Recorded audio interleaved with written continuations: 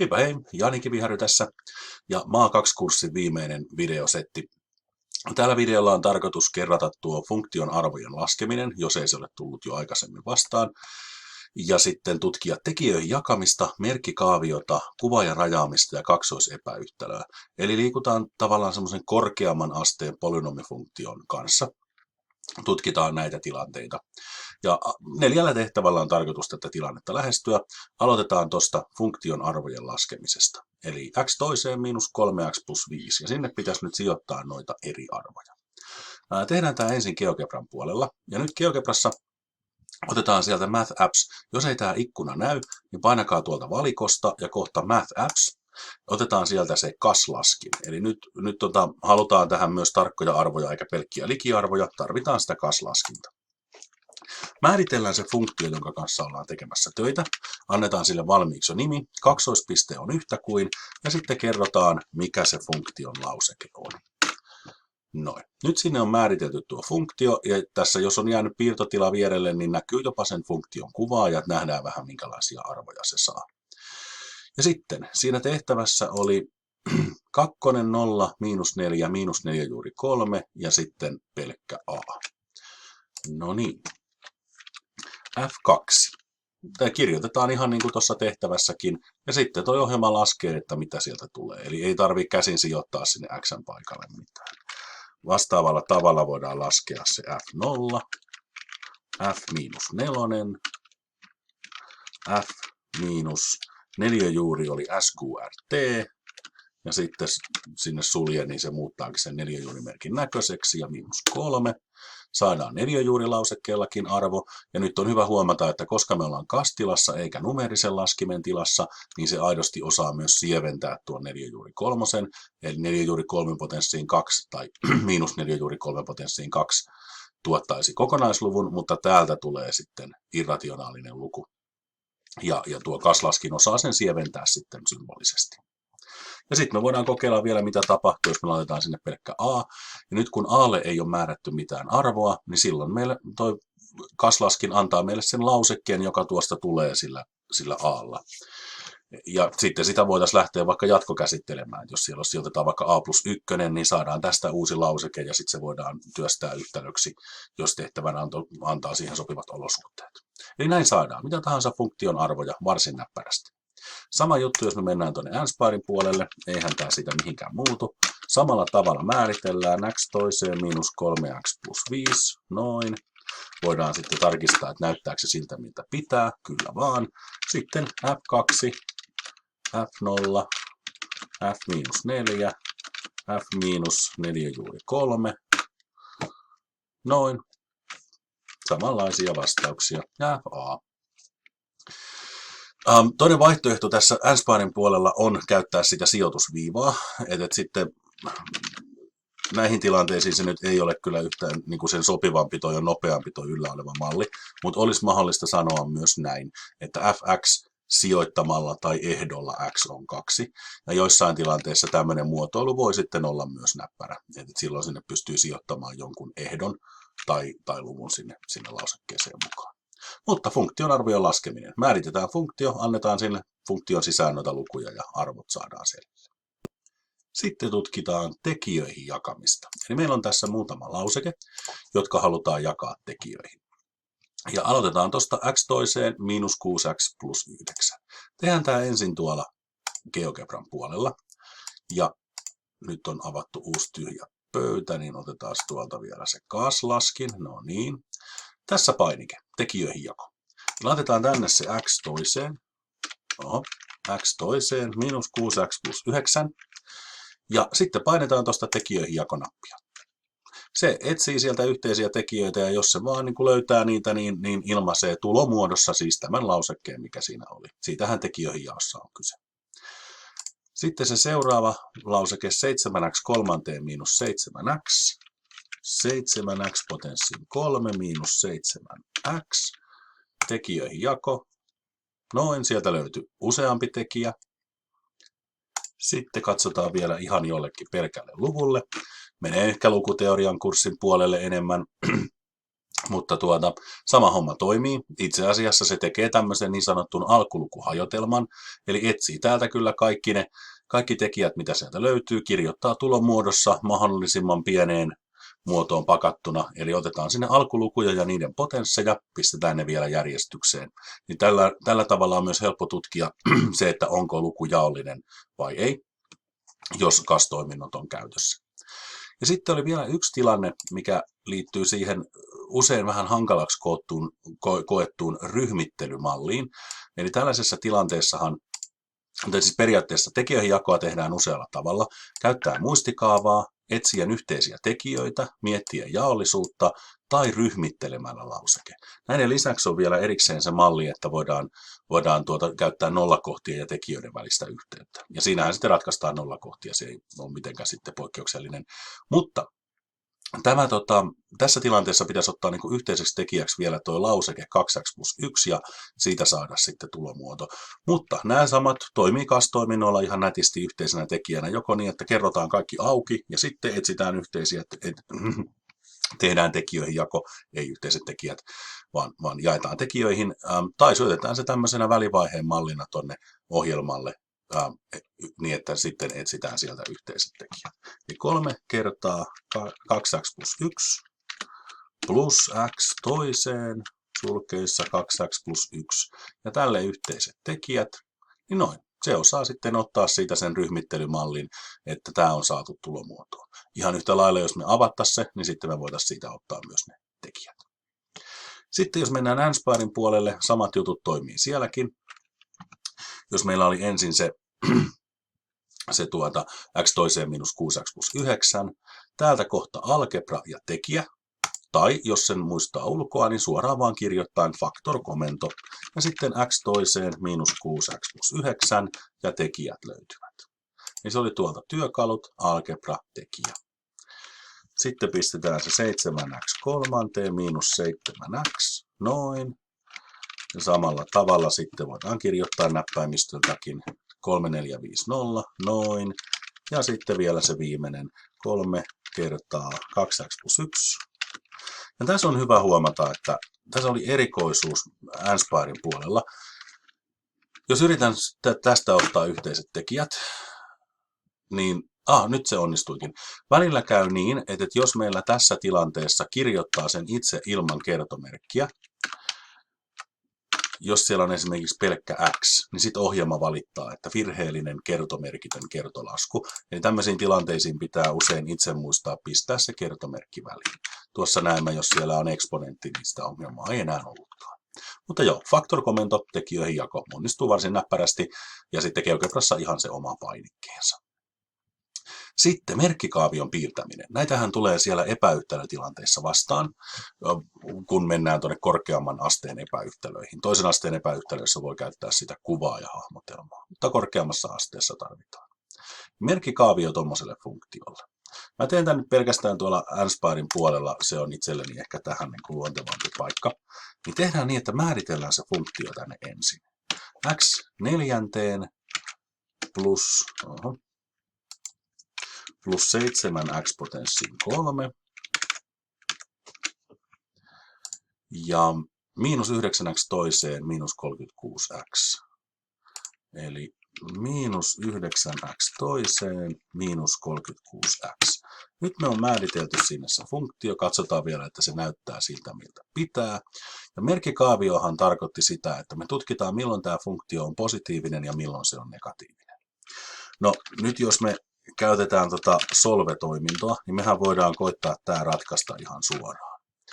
Eli tutkitaan, milloin se funktio on xn suhteen, milloin se funktio on positiivinen, erikseen vielä katsoo, milloin se on negatiivinen, ja nyt me tiedetään kaikki tarvittava data siihen merkkikaavioon.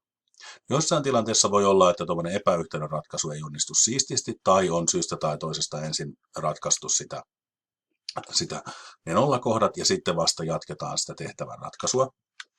Eli voisi tietenkin olla niin, että me on myös ratkaistu näin.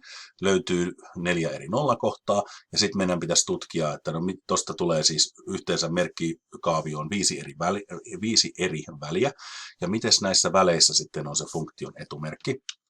No nythän, kun se on määritelty se funktio f tonne, niin on hyvin nopea tutkia noilla eri väleillä, että mikä se etumerkki on.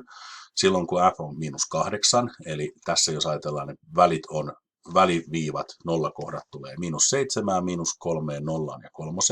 Otetaan -7 pienempi luku, vaikka toi -8. Sitten otetaan joku -7 ja -3 välistä, vaikka -5. -3 ja 0 välistä joku luku, -1. 0 ja 3 välistä joku luku, 1. Ja joku 3 suurempi, 4. Niin nyt me nähdään, miten ne merkkikaavioon ne merkit tulee. Plussaa, miinusta, plussaa, miinusta, plussaa. Ja nyt, jos me oltaisiin tilanteessa, missä CAS-toiminnot ei ole käytössä, niin me jouduttaisiin tekemään SpeedCrunchilla merkkikaavio. Silloinkin on se etu. Tai siis SpeedCrunchilla ei tehdä merkkikaaviota, mutta SpeedCrunchia kannattaa käyttää testipisteisiin. SpeedCrunchillakin saa nämä arvot nopeasti ja sitten voi lähteä tekemään sitä merkkikaaviota jollain piirto-ohjelmalla.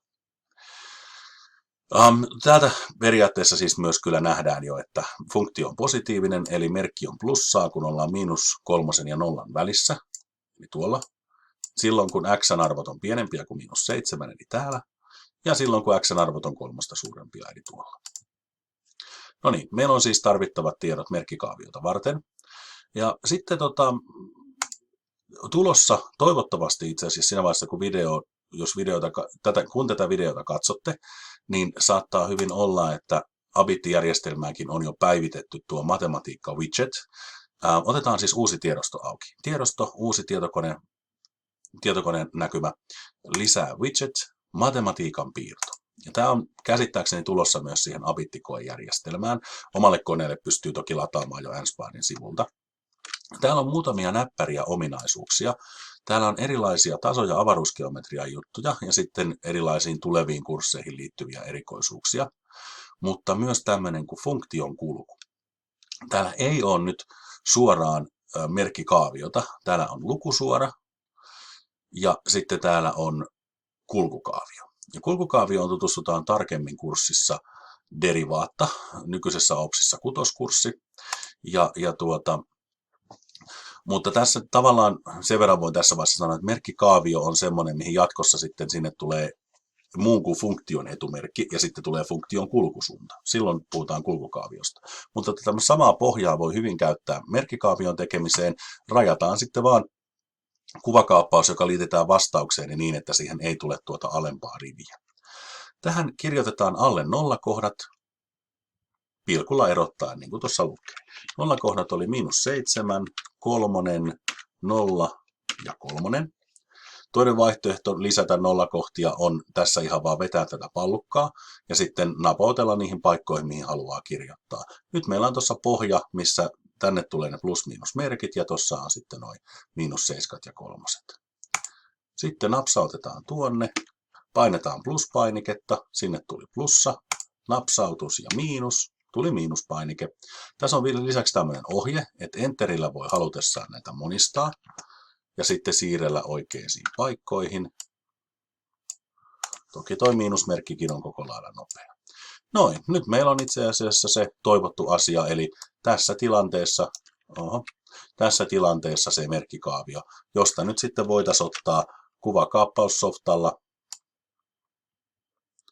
sopivasti rajaten se kuvakaappaus ja liittää sinne, minne sitten se vastaus halutaan. Sopivalla rajauksella me saadaan siitä se kulkukaavion alaosa pois. Merkkikaavio varsin näppärästi. Sitten oli vielä yksi tehtävä, tämmöinen, että funktio v x kuvaa erään akvaarion tilavuutta kuutiosenttimetreissä. Tämä on itse asiassa semmoisesta sanallisesta tehtävästä, jossa akvaarion pituus oli x, leveys oli x plus 10 ja 3x ja sitten korkeus oli x plus 10. Et siitä on tullut tuo lauseke, mutta sillä taustatarinalla ei tänne tekniselle puolelle niin on merkitystä. Nyt on olennaista lähinnä se, että tutkitaan millainen kuvaaja tuosta tulee ja milloin se tilavuus on tietyllä välillä. Kuvaajan puolellehan usein sopii tuo GeoGebra hyvin, eli otetaan täältä Math Apps ja sitten se graafinen laskin, normaali GeoGebran piirtotila siis käytännössä, ja kirjoitetaan tänne se funktion lauseke, toivottavasti tämä on tuttua. Noin, 30x kolmanteen plus, ei 3x kolmanteen plus 30x toiseen. Tarkistetaan vielä, meni oikein. Ja nyt ei näytä kovin hyvältä toi kuvaaja. Pikkasen tehdään niin, että akselista kiinni ja veto. Ja tuosta veto, nähdään vähän paremmin sitä muotoa. Ja tuossa näkyy se kuvaajan karkea muoto. Sitten jos halutaan, voidaan vähän zoomailla kauemmas. Tämä itse asiassa nyt näkyy se, mitä se kaikkiaan on, eli 3. asteen polynomifunktio. Tuolta vaikuttaa. Mutta nyt toki, jos me mietitään, mitä se x voi ilmaista. X oli akvaarion leveys. Niin sehän ei sitten kyllä voi olla negatiivinen. Eli pistetäänpä tänne funktion lausekkeen perään tällainen ehto. X on suurempi tai yhtä suuri kuin 0. Ja silloin toi ohjelma automaattisesti katkaisee sen tuosta muodosta. Eli jos me halutaan jostain syystä rajata kuvaaja niin, että siinä on tietty muuttujan ehto mukana, niin me voidaan se tuolta tehdä. Ja erityisesti tämä on näppärä silloin, jos se ei ole ihan ilmeinen kuvaajasta, vaikkapa tuolla, että leikkaa x-akselin, vaan että tehtävässä on joku muu rajoite, että meillä on vaikka materiaalia liian vähän tai muuta sellaista, ja sanotaan, että x on välillä 2–8, niin voidaan antaa se ehto tuolle funktion lausekkeelle, jolloin me nähdään aidosti vain se osa kuvaajasta, mikä liittyy siihen tilanteeseen. Toimii usein näppäränä graafisena tarkistuskeinona. Ja nyt voidaan sitten myös täältä vähän vielä zoomailla, että miltä se näyttää. Luvut olisi suuria, mutta tuossa itse asiassa me ei voida katsoa pelkästään sitä 80 ja 200, koska siinä on se litrat ja kuutiosenttimetrit ero. Eli mennäänpä vaikka sitten vähän Ansparin puolelle. Ja otetaan täältä se normaali laskentatila auki. Tehtävän lopussa nyt piirrettiin siis funktion kuvaaja, kyllä. Hetken päästä täsmennetään vähän vielä, mitä se näyttää. Piirrän muuttujan x-arvoilla. Ja millä muuttujan x-arvoilla tilavuus on välillä 80–200 litraa? No tuo funktio kuvaa kuutiosenttimetriä. Niin muutetaan nämä mitat kuutiosenttimetreiksi, tutkitaan graafisesti tilannetta ja ratkaistaan vielä siihen liittyvä yhtälö, tai tässä tapauksessa kaksoisepäyhtälö. Jos muistatte, niin Ansparissa oli näppärä muunnospuoli. Siellä on omat yksikkömuunnoskohtansa, mistä voi tilavuutta lähteä muuntamaan, ja siellä sitten näkyy noin erilaiset tilavuuden yksikötkin. Tosin ei noita kuutiosenttimetrimittoja ja vastaavia, ne pitää kirjoittaa sitten käsin, mutta täällä näkyy nämä erilaiset mitat, litramitat, gallonat, teaspoons ja niin edelleen. Tätä voi kyllä kirjoittaa ihan käsinkin. Otetaan tuohon, että 80 ja GeoGebras Ansparissa alaviiva ja sitten kirjain, niin kertoo, että nyt on kyse yksiköstä. Ja sitten tarvitaan tämä muunnosoperaattori. Noin. Ja sitten alaviiva ja cm potenssiin 3. Niin silloin ohjelma muuttaa 80 litraa kuutiosenttimetreiksi. Kopioidaan rivi tuolta ylempää, pistetään siihen 200. Saadaan 200 000 kuutiosenttimetriä. Eli me tutkitaan nyt, milloin se funktion arvot on välillä 80 000 ja 200 000. Eli tämä akseli ei riitä vielä lainkaan. Otetaan tuolta niin 20 000, lisää. Sieltä löytyy 80 000 ja 200 000. Noin, nyt saadaan se näkyviin, eli tuolta pitää vähän vetää. Ja jos halutaan, niin voidaan toki tehdä niin, että laitetaan tuohon suora, joka ilmaisee sitä. Eli y on 80 000. No, noin. Ja sitten y on 200 000. Niin itse asiassa nyt voidaan jo graafisesti tarkistaa, että tästä ja tästä tämä on se väli, milloin se akvaarion tilavuus on toivottu, eli noin 27 senttiä viiva noin 38 senttiä siihen väliin. Tuota koko luokkaa. Mutta tietenkin me halutaan nyt vähän tarkemmat arvot, likiarvoja joka tapauksessa. Eli sitten solvetetaan, ratkaistaan, joko GeoGebralla tai Ansparilla. Ja tämän voi tehdä kahdessa osassa, eli meillä on 3x kolmanteen plus 30x toiseen on yhtä kuin 80 000 ja x:n suhteen. Ja tämä on nyt kiinnostava yhtälö. Jos katsotte hetken tuota yhtälöä, niin se on 3. asteen polynomifunktio, tai siis 3. asteen polynomiyhtälö. Ja siinä vasemmalla puolella se tilavuuden funktio on kolmannen asteen polynomifunktio. Mutta ongelma on siinä, että kun tuolta ei itse asiassa löydä semmoisia sopivia tekijöitä, jos nyt ruvetaan kokonaisuudessa tutkimaan, meillä ei ole tähän ratkaisukeinoa. Tähän ei toimi ratkaisukaava eikä yhteiset tekijät eikä muu sellainenkaan. Ja me ei siis käsin saataisi tätä kyllä ratkaistua. Mutta Anspire osaa antaa meille likiarvon sille. Ja tässä on tärkeää itse asiassa huomata, että se nimenomaan ratkaisee sitä likiarvona. Että tälle ei löydy laskinohjelmistollakaan tarkkaa ratkaisua, mutta se osaa numeerisesti ratkaista, että mikä luku suunnilleen ton x sopii x paikalle tässä tilanteessa, ja se on noin 27 senttiä. Eli tämmöisessä tehtävässä on pakkokin käyttää sitten noita laskinta-apuna. Ja nyt meillä itse asiassa oli raja, että milloin se on 80-200, niin ratkaistaan tämä epäyhtälönä. Eli x pitää olla tuon rajan yli, ja sitten tutkitaan millä ehdolla, milloin, millä muuttujan x-arvoilla ollaan sen halutun ylärajan alapuolella tai korkeintaan siinä ylärajalla 27 ja 37 senttiä. Mutta jos olisi hoksannut heti, niin tämän olisi voinut tehdä yhdessä paketissa. 80 000 pienempi tai yhtä suuri kuin funktion lauseke, pienempi tai yhtä suuri kuin 200 000. Ja nyt on kyseessä niin sanottu kaksoisepäyhtälö, ja sen ratkaisu onnistuu kerralla. Myös sellaisissa tilanteissa, missä siellä on sit olemassa tarkkoja arvoja, niin kyllä tuo Anspire osaa ne tarkat arvot niissä tilanteissa antaa, jos se tavallaan on riittävän yksinkertainen se yhtälö. Mutta joihinkin tilanteisiin sopii hyvin, että voidaan se tilanne, missä on niin kuin alaraja ja yläraja, niin ratkaista yhdellä syötteellä solve. Ja nyt sitten vaan vastaukseen sopiva tarkkuus 27 senttiä, 37 senttiä sinne vastaukseen mukaan, ihan niin kuin tämä meidän graafinen tarkastelukin antoi ymmärtää. Siinä paketti vielä Maa 2-kurssille liittyen noihin korkeamman asteen polynomifunktioihin, polynomiyhtälöihin ja epäyhtälöihin. Täältä pohjalta harjoitustehtäviä ja ne, joilla on koe pian edessä, niin onnea kokeeseen.